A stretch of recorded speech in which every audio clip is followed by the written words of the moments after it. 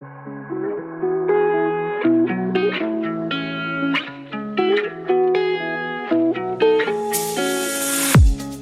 listening to an AINC original podcast. We believe you don't have to do life without a compass. Let us be your guide on this amazing journey.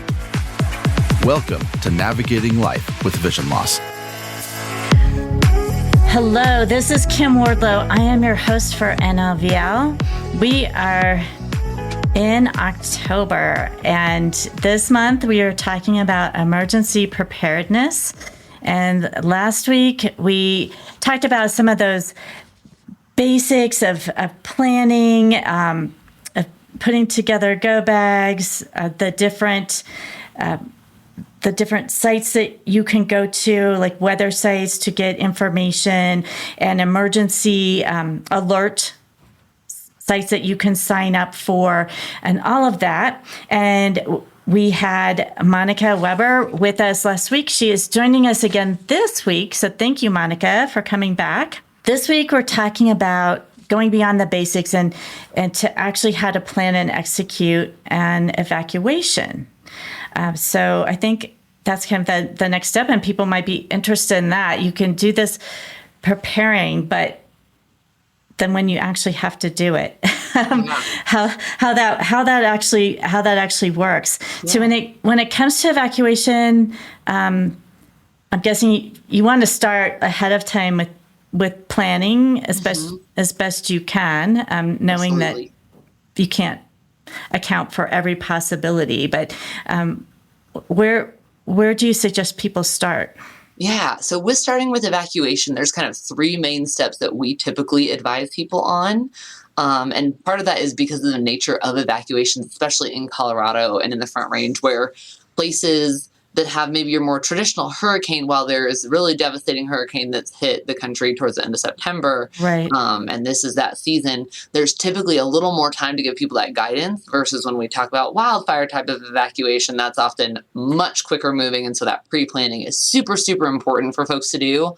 So all that to say, the three buckets that we tell people to kind of focus on are knowing what modes of transportation you could utilize. So whether that's riding in a personal vehicle with a neighbor or a friend.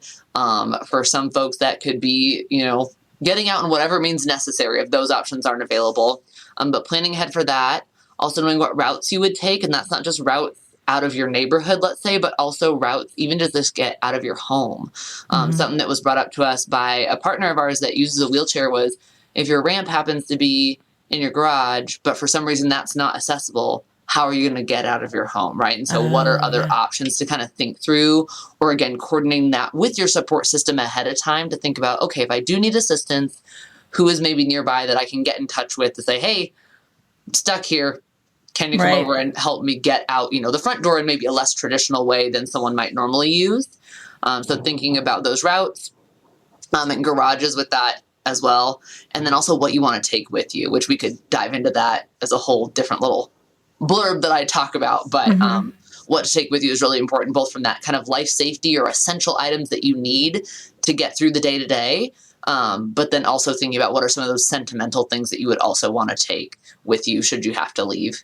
Well, obviously, sometimes these disasters, they're unpredictable. They can happen very quickly, especially, like you said, with wildfires. So having that plan is important.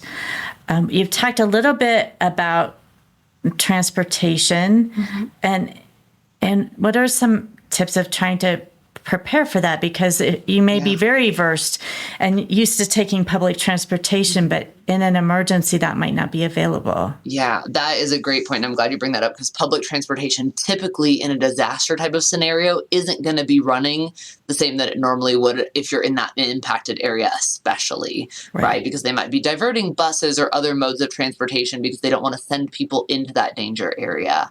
And so what will typically happen, and this varies depending on where you live, but what will happen is that there'll be law enforcement that will go door to door, and that is sometimes the way that they're able to kind of find folks that might need that additional assistance and be able to get some of that coordinated when it's really in a bind. So that's one option. And then really, really what we encourage folks to do is lean into that support system that you have of family, friends, neighbors. That's something I always tell people. If you don't have that yet near where you live, maybe you're new to your area or just don't have the access to necessarily get out and chat with neighbors often, that's something we're really leaning into those folks and starting to build that. Even just little step by little step can be a big help. And things that, you might think, well, I need a ride from them, but there's things that you might be able to support them with as well, right? If it's not an evacuation type of disaster, you might have a ton of resources or knowledge or skills that they don't have. So kind of taking that spirit into that conversation of, it's not me just asking them for something, but I have things I can offer as well. And something that we've created from our office that we have on our website as well. And you could do this without these little cards as well, but we have this kind of like large index card size deal. And it's got a place for you to fill in kind of your contact information, the best ways to get in touch with you, whether that's knocking on the door, email, phone call, text message, whatever is best suited for you.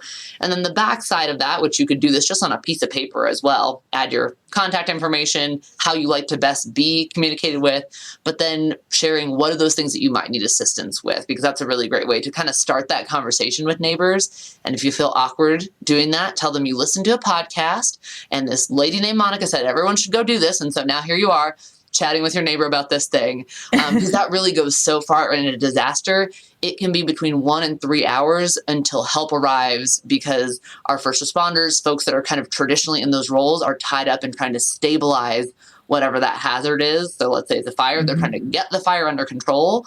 So all those resources get pulled to that, and sometimes there can be a delay. And so really making sure to the best of your ability, you've got that plan with those supports ahead of time, because then that can be your ride, your assistance in loading stuff up in the car, whatever that might be, wrangling your pet or service animal, any of those things that you might need assistance with. You got pre-planned, and really essential to let those folks know that they're part of that plan and plan with them, just so that they're aware and it's not something catching them out of the blue when we have an evacuation, that they know, great, if this is going on, this is whose house I'm going to go grab them, assist them in whatever way you all plan out together.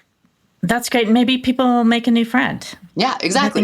We really encourage meet your neighbors. Yeah. In our current times, sometimes people are, I think, less out maybe in their neighborhoods or, doing things that I feel like growing up, we knew all of our neighbors really well. And I can't say that I know mine super well now. So this is not just a prompt to all of you listening. This is a prompt to myself, to lots of us, of how do you create those deeper, better relationships to where you could feel comfortable saying, okay, I'm going to depend on them for a ride, or even on kind of not the flip side of that, but let's say that you're away from home, but you need someone to go get a pet that you have inside, or some important, memorable items, medical equipment, medications, anything like that.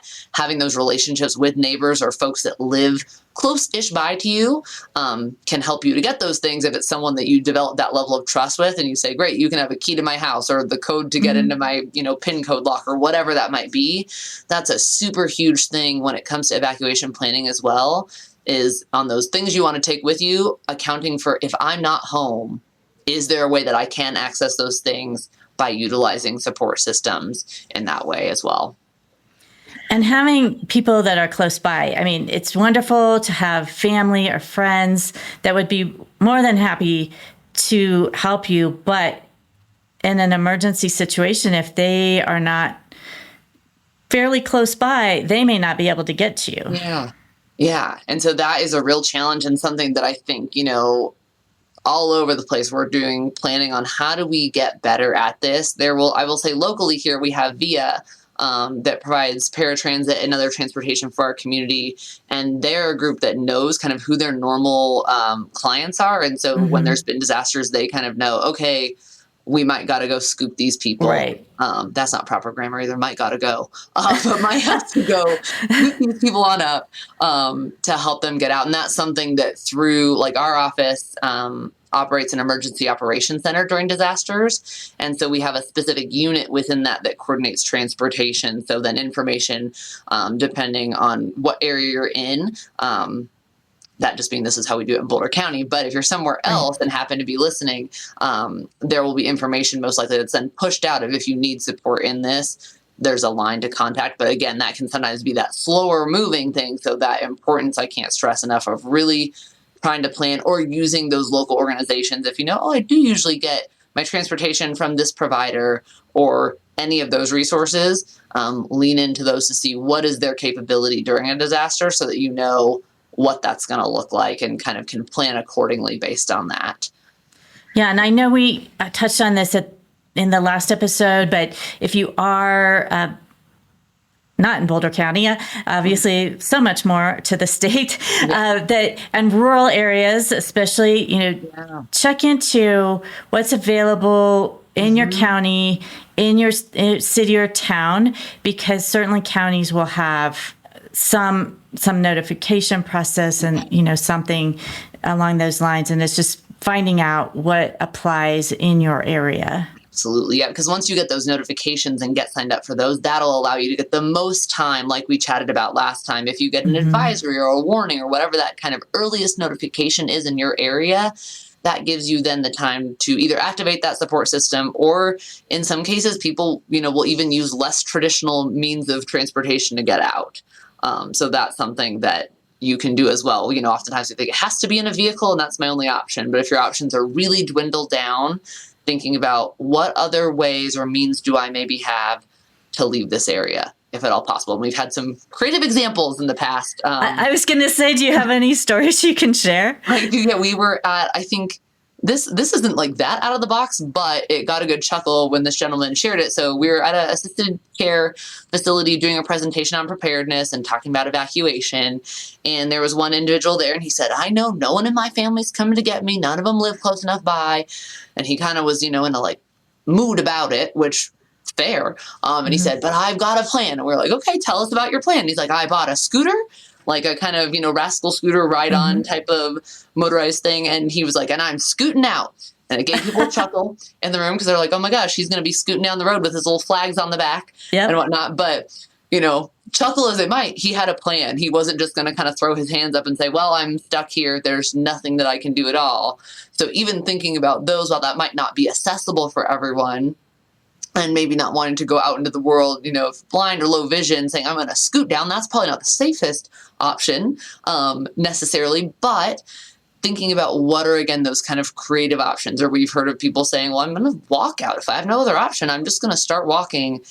And I think someone's probably going to pick me up at some point, right? And so if you're more because rural, somebody will see you. Yeah, if you're more rural, that does compound those issues. But that's something where then even thinking if you really want to go kind of deep into it, thinking about those factors that would lead into like a fast moving fire, right? So if we've had really dry conditions across the state or region that you live in even, and we've got high winds, the high wind is really what drives fires to move quickly. And so if we have a red flag day, maybe that's instead of waiting for something to happen, maybe you link up with someone and say, I'm going to go stay in town with my friend here because this seems like a pretty high danger day so that I have quicker access to be able to mobilize if I need to. So that might be taking it to an extreme and, again, not necessarily accessible for everyone to say, well, I'm going to drop everything in life and go stay with this other person.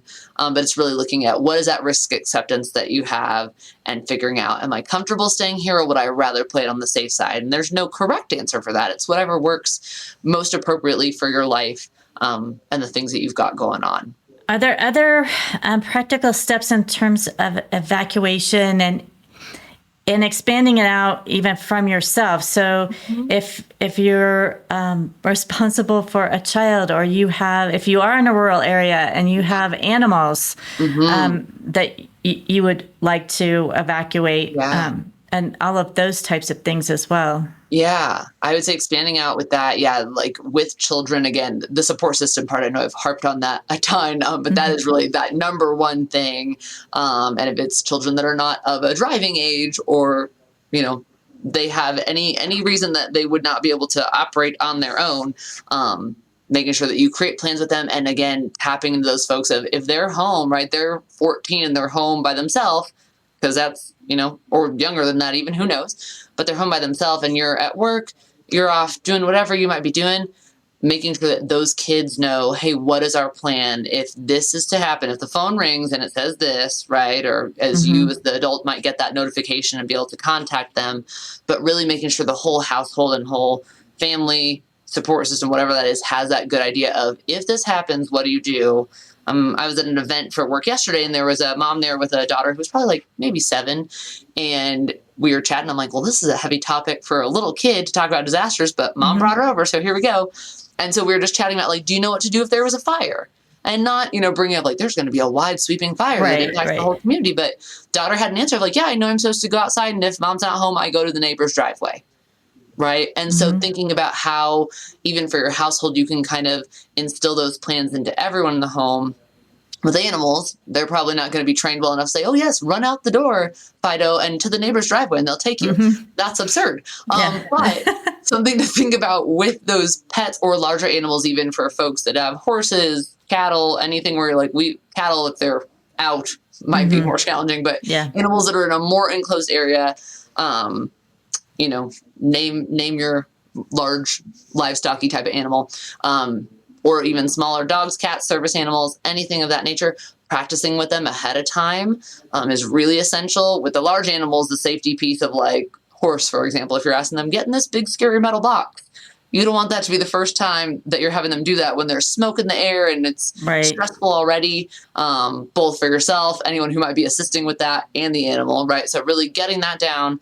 But even with our smaller animals that we think of are normally like much more easy to handle, with them making sure to practice, because with the stressors that they might be picking up on from us or just environmental things, right? If it's even not necessarily, well, I won't go off. I'm like, it could be thundering. I'm like, probably not if there's a fire, but you never know. But if there's smoke in the air, there's, high wind, any of those things, your pets are going to pick up on that. And your pet that might normally be super cool, does everything well behaved, might become way more skittish, maybe aggressive, even if they are really well trained. So thinking about just what that might look like. And again, practicing. So if I'm going to put a harness on my dog to get them out of here because I need to safely handle them, does the dog know how to get the harness on and be calm? Like I have a friend whose dog will like try to nip at you if you try to put his harness on. He's fine in a collar, but the minute that harness comes out, he's like, no go. Doesn't like it. So thinking about that, and even we've talked to folks before about, they know, oh, it might be a higher risk day. Maybe it's a red flag day, or they've got that advisory or warning, kind of that heads up that maybe nothing's happening and you're not in the danger area yet, but you could be nearby it. And they've said, you know what, we just grab the cat and put them in the bathroom because that way they can't go hide under a bed, run away. So kind of doing those things that help narrow the scope of what you'll have to do when it comes to evacuation time. And same goes with like the things that you might want to take with you. I think something that can be really, really important is making sure that those things are in an accessible spot, right? So if it's stuff that I need to go get this, making sure that it's easy to navigate to and easy enough to find to be able to take with. And that goes from like a, vision loss component of great, is this somewhere that I can navigate to? But even things that require power, like we worked with someone who had mentioned, like, I can't get to anything, on the second floor of my home because I use a device to get up and down the stairs. And I can't get some of those things that are up there if the power is out, or if I'm in a rush. I don't want to get stuck up there if something was to happen. And so thinking about, even for yourself, navigating around your home, is there a spot that's easier to get things, or you keep things all on kind of an entry floor to where you can navigate to those more easily? I've said navigate a million times, but thinking about, again, those like life safety things. So that could be medications, assistive devices, medical equipment, anything that might be really essential for you to just live day to day, right? And be well. But then also on that flip side, those sentimental items. And those are oftentimes not things that we're going to just say, oh, throw it in a bag and it'll sit in the closet forever, because they might be things that we use daily, or that you like to have, out in your home. And so something that we'll recommend to folks on that, what are you going to take with you side, is really making a list of what are those items and what are the locations in your home. And having that in whatever format. People have said like, oh, I'm going to have that, posted somewhere because then my other family members can grab these things and assist with that. Or I'm going to have it in an electronic document because then I can share it with, my neighbor and my friend that lives nearby in our household, whatever that might look like. But that can be really helpful because it's a focusing tool then. So when that stress hits of, oh my goodness, you get the notice that you have to evacuate, your brain probably is not going to be fired on all cylinders in the way you want it to, because typically folks that are even really well versed in emergency response stuff that I've worked with are like, I grabbed some very strange things when I was evacuating my house. And it's not necessarily, they're like, well, I had, the emergency supplies, but then I didn't grab any of like our family photos or, this, artwork that's important to me or whatever it might be, a device that I really need. So thinking about what those are ahead of time can help, again, to focus so that when that stress hits, you're like, I have a clear game plan, and the folks that might be supporting me have a clear game plan of what I'm talking about. So if I say, oh, this thing in this location, they're not going to grab an incorrect item, right? Right. And that they know, like, if it's especially medical equipment, anything like that, they know what all do they need to get with that to take it so that it's operational for you. Right. Well. Any cords or power batteries or anything. Yeah. So things like that. And then it's also really helpful. Again, one, you can delegate it to other people in your home. So if you're the responsible one, you're like, all right, household, we're making a list. Great. Then when the day comes to evacuate, you're like, cool. You're getting the first half, you're getting the second half, right? And you can be the delegator of those things. And then if you're not home, it also allows for, again, a neighbor, friend, someone that might have access into your home to go get some of those critical things. Like maybe you have a medication that you're like, I need this. It might be kind of hard to replace or really expensive to replace on the fly.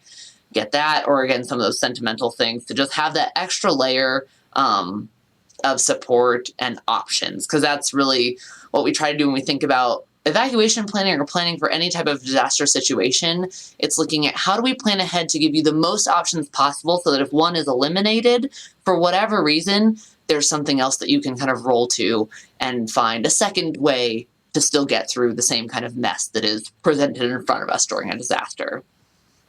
Right. Well, and a couple of things I thought of as you were talking, like one, some of these things, not necessarily transportation and barriers as much, but in the case with the daughter that you spoke to yesterday, when she said, yes, I know what I'm supposed to do. I go out, and I go to the neighbor's driveway if my mom's not home. I'm thinking she's probably thinking of a fire in her house. But some of these things also pertain not only to natural disasters, but emergencies that might occur in your house where you need to evacuate your home. You might not have quite the issues once you get out if it's not a natural disaster. Yeah.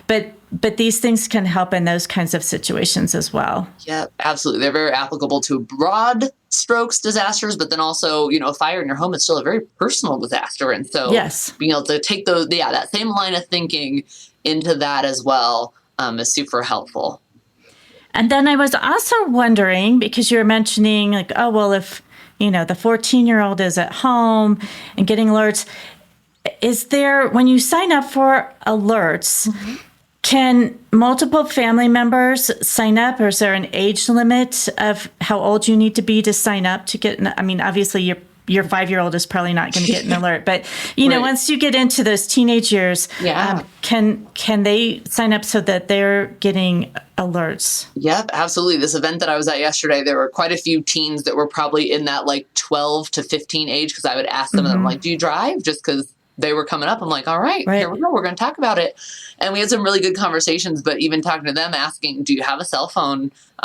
Because if they have a landline, they can, of course, also sign up. But most of those teenage, younger kids did. And so telling them like, hey, you can sign up. That way, if something's going on, you'll know about it. And that's something that, folks can do, even if they're out of state, right? There's not really limits on this. Like I usually sign up for alerts because I'm a little bit nutty, but when I travel, I'll sign up for alerts to wherever I'm traveling to, because it just gives me that additional awareness. So if you've got, family, friends, other places that, like, oh, they're kind of my phone a friend or my additional person that's going to check in to make sure, hey, did you get this alert? And, do you know what you're doing? Or even planning ahead with them just to kind of brainstorm together, that can be really helpful. But, they could live in Maine and they could sign up for alerts for your location where you're at in Colorado, and they could still get those as long as they sign up through whatever system you use locally. So that's kind of a neat thing, again, just to have that additional kind of level of awareness, and folks who know what's going on for you can be really helpful. Especially if there's a disaster, like we just had the hurricanes, and people saying, well, I know my son and his wife are there, but they don't have any power. They don't have any cell phone access. I'm not quite sure how they found out that they were okay, but they did. And so, just so people kind of know the situation in your area, if they're trying to and track something you. with that kind of not being able to tell if folks are okay too, when cell and powers all that down, it makes it very difficult. But something that we'll encourage folks to do is think about, like, if you only use your support system that's in town, they're probably impacted too, right? To some degree. Right. And so something that we'll encourage people to do is like pick someone that's out of town that is almost your like central check-in point, right? So if you and folks in your home evacuated, you call Aunt Kathy. Aunt Kathy's like, cool, I know they're good. Then other folks, relatives, friends, whoever is in that network of people also calls Aunt Kathy. And it's like, okay, cool, they're good. Yep, I can update you. Monica's also good. And it kind of alleviates that stressor of communication when you're maybe in the moment and you're like, I'm trying to figure out, like, we got out of the danger area, but now what in the world am I doing? You're stressed out. Sometimes chatting with someone else who's like, oh, we're leaving now and we got the cat. You're like, great. I'm trying to figure out other stuff. Having that other person that's like, great, they are calm, they are removed from it, can be helpful. And then even having locally kind of a meetup spot can also be helpful for folks. That way, if that communication is down, you've got a place where you can go and say, great, we know we meet up at the parking lot at this grocery store, and then we unite and kind of go from there as well. Because that's something folks will ask as well sometimes, of like, should we take, all the cars in our home and how do we orchestrate that? And these things. And I often tell people, I'm like, that's up to you. But I know for me, I would say everyone in the household, we're getting in one car so we know where everyone's at. You're together. Right. But some folks are like, well, I want to have two in case something happens to one. It's pick whichever way you think would work. The one thing on transportation I will say about modes of transportation is fuel in vehicles, or whatever mode of transportation you might take. And that can be either power if it's an electric vehicle, or just fuel, especially if you live somewhere that is harder to get gas.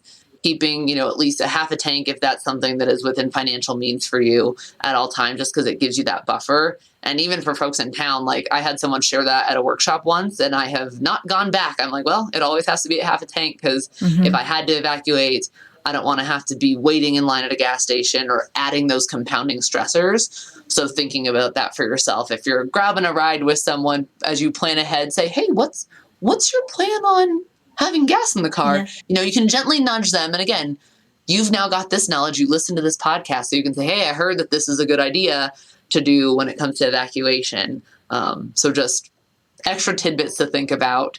And again, really exploring those what ifs. When we think about evacuation, explore the what if, and then create a plan around that. And something I'll say too, if folks are in a spot where you can't get out, right? You're like, the roads are jammed, I can't go anywhere.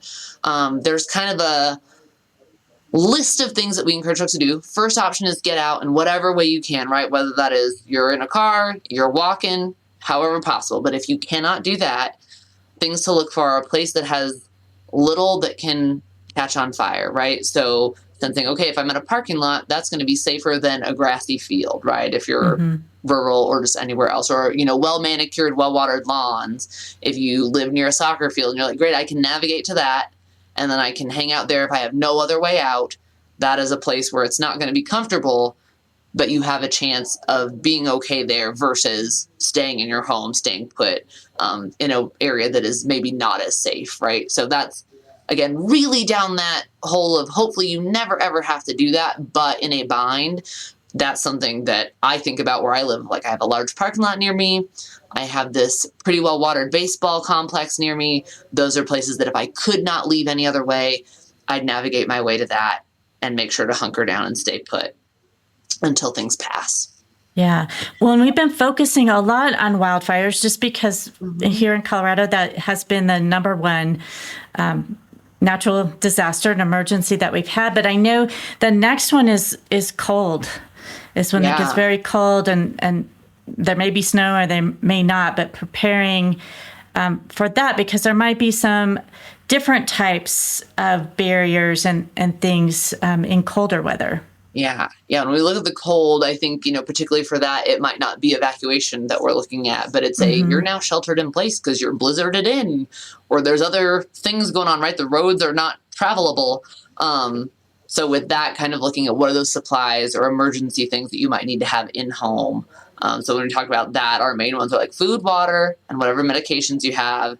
When we think about food in that, regard, thinking about what are things that you might not have to cook, because if that is a challenge, or if the power was out for some reason, I know we had that in the county this last April where the power was out and then there was, really cold temperatures up in the mountains. And so for folks figuring out, well, how do I still eat when I have this? So looking and thinking about what those items are that can sustain you. Backup power sources are also helpful, and just ways to stay warm, right? Because for folks that might be more sensitive to the cold, or even have medications that need to stay at certain temperatures, or equipment that needs to stay at certain temperatures, kind of having that plan for what are ways that you could warm yourself in a safe way, right? We don't ever want people to put, light a fire in your home without the proper ventilation things, right? And not light your home on fire. But for folks, even after this last one, there was that thought of like, oh, are people going to try to put a generator in their home and hook a heater up? Because that is a surefire way to have a really, really bad day. So don't do that. But, thinking about, do you have extra blankets, or do you stay in one room, during something like that with extreme cold, where you say, great, we're going to go to this room, shut all the doors so we can keep as much heat in, and kind of operate out of that space of your home, is another way. Because winter weather and all the things that come with that, we could probably do a whole nother bit on just those components. Yes. And in fact, I think we will be talking more about that in our next episode, Sheltering in Place, finding emergency shelters, but also post-evacuation. Do you want to tell us a little bit? And you have found a special guest for us who's going to talk about post-evacuation.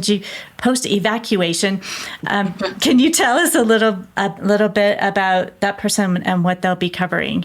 Absolutely, yeah. So we'll have Ryan Airy, who's from our Division of Recovery and Resilience in Boulder County, and he's got a ton of expertise related to that post-disaster recovery for folks when it deals with kind of the reimbursement phase, insurance stuff, all that. So he will be a great asset to have and much more knowledgeable. I'll still be here. So you'll get a little bit of me, but a lot of knowledge from him that'll hopefully be super helpful to folks. That'll be great. I appreciate you contacting Ryan and coordinating that for us, because I know certainly after the Marshall Fire, there was the immediate needs, but then the insurance and the rebuilding, that has just extended out. Even now, people are still rebuilding in many cases. So I know that will be important information to have as well. Yeah, lots of good resources to share next week on that topic. Great. Well, we will look forward to having you back. Thank you to everybody who is listening. If you have any stories you'd like to share with us, please do that either through our social media, or you can always reach us at contact@aftersight.org if there's something you would like to share, or phone us. So we would love to hear from you as well. But hopefully, as we've gotten into emergency preparedness this month, this has been valuable information to you and will help you navigate your life with vision loss.